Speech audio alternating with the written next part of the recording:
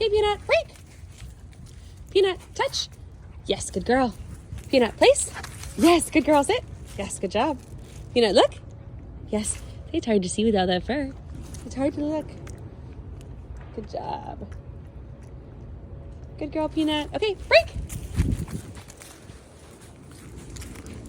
Up, sit. Too much jumping. Yes, good girl. Okay, place. Yes, good girl, sit. Yes, good job, Peanut. Look. Yes. Good girl. Good job.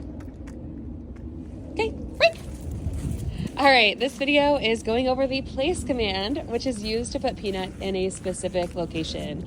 Now, what we mean by specific is it's whatever it is you're pointing to, and that thing just needs to have some level of boundaries.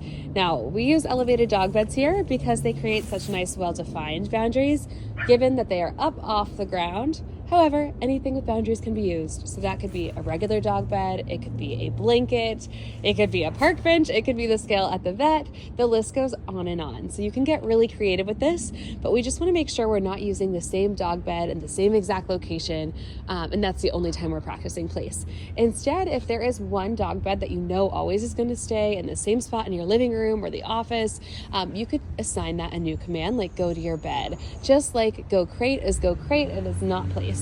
So we want this to stay universal so we can use it in a variety of different places. So the whole goal behind place is getting her to get on a specific spot and stay there until we release her using our release word, which is Peanut. And then it's break. And then she's free to go do whatever she wants. So she knows that word. So there is a side note about break, and just know that although it sounds like a command, it's actually just a verbal signal to her that her work is over. So at the point that we say break, she is free to go do whatever she wants within the rules and boundaries we have set until we give her the next command. So we don't need to mark yes for break. You don't need to say like good break or anything like that. You can engage with her, you can play with her, but you don't need to mark yes. And break is our release word across the board. So we use it for place, we use it for stay, we use it for heel if you want to give her more slack to go potty on the leash, etc. So just keep that in mind. And now some real life examples of when the place command might come in handy. Really when she's getting overstimulated, if she's really overexcited, this happens sometimes when we first bring her out of the crate. So we've got a nice routine going where we have her sit, we'll tell her stay, we'll open the door super slowly until, and if she starts to start out, we'll close it again. Sometimes she still needs that until we can get her to sit and stay until we release her out of the crate. And then we kind of do the same thing at the back door when we're letting her out to go potty. We'll tell her to sit, we'll tell her to stay, and then we'll open it up. If we know she really needs to go potty, like very first thing in the morning, all I'll have her do is just have her sit and then open the door. But again, we're just building structure and a routine.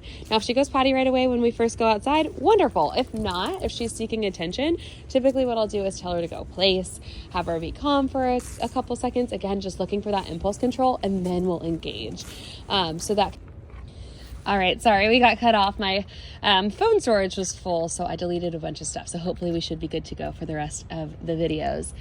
But as I was saying, if she gets overstimulated, place is a really good opportunity just to get her to go show some impulse control, calm down for a second, and then move on from there. Peanut, place. Yes, good girl, sit. Yes, and you can see she's very enthusiastic about it. I mean, she really enjoys doing command work. So giving her mind something to do and focus on is very, very helpful for her, especially when she's just really hyped up. So that is one example. Another example is the doorbell. I recommend using place every time the doorbell rings. Some people prefer like a crate or a regular dog bed that's in their living room. That's fine too. The reason I like using place every time the doorbell rings is just because if you take her to a friend's house or a family member's house, hey, up, here, yes, settle, yes, good girl. Then you can use it there too. So what you would do is you'd have someone ring the doorbell, or you could record it on your phone and practice. And each time the doorbell rings, you're going to put her in place somewhere else. And then eventually we're going to build up enough stamina that she stays in place when people walk in the door, which is super, super helpful when guests come over, especially because she is so excitable. So you could start working on that.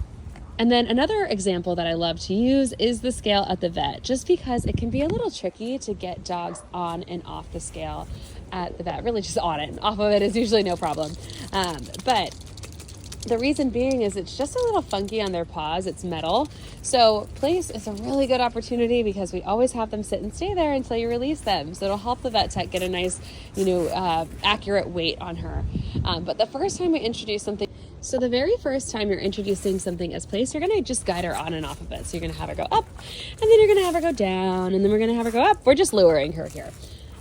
So until we're really confident that she knows how to get on whatever it is we're using as place, then we can start introducing it as place. So the next time you go to the vet, I want you to bring some treats with you, and I want you to tell the vet tech when it's time to go get her weight. Tell her, hey, we just got back from training. We're working on place. Can I place her on the scale? And assuming they say yes, what you'll do is you'll just say, okay, first I'm going to teach her how to get on and off of it. You're going to lure her with treats, and then you can use it as place. But the other thing you can do is the blanket technique too, and this can also help with the scale because you can always cover the scale before they zero it out if she's weird about the metal. But I would love for you to go buy a blanket that is specific to Peanut and make it a large one so you can spread it out. But what you'll do with the blanket is you'll fold it up in the same shape as the elevated dog bed or whatever it is you're using. You'll practice place on that, and once she's mastered it, you'll take it off of there, you'll put it on the floor, practice there. The reason we start with the blanket on an elevated dog bed or a regular dog bed is just because a blanket doesn't have as great of defined boundaries. So we want to practice on something else first, and then we'll move it to the floor. And then you can change the shape of it, change the location even more, etc. But a blanket is so nice because you can throw it in your bag. So if you're taking her with you anywhere, that blanket can come, and then she's always got a spot you can put her if she needs to just like decompress or be out of the way for a second. I used to do this all the time when I was living in New York City. That is where I adopted my first Great Dane, Quinn.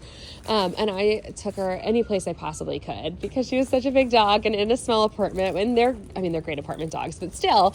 So she went with me to brunch with friends or to friends' houses or rescue events because I was very plugged into the animal welfare community there. So I'd pack her blanket that I used as place, and then that would be where she was, so she could be out of the way as possible in a crazy cramped space. But it was super, super helpful, especially because not everyone is comfortable meeting a dog at first, and Peanut has so much energy and she's so excitable. So there might be circumstances where there's kids around or things like that where she needs to just sit and decompress for a second, get her excitement under control, and also give that person a chance to kind of warm up to her as well. So recommend for sure working on the blanket technique and building up her time and stamina with that too.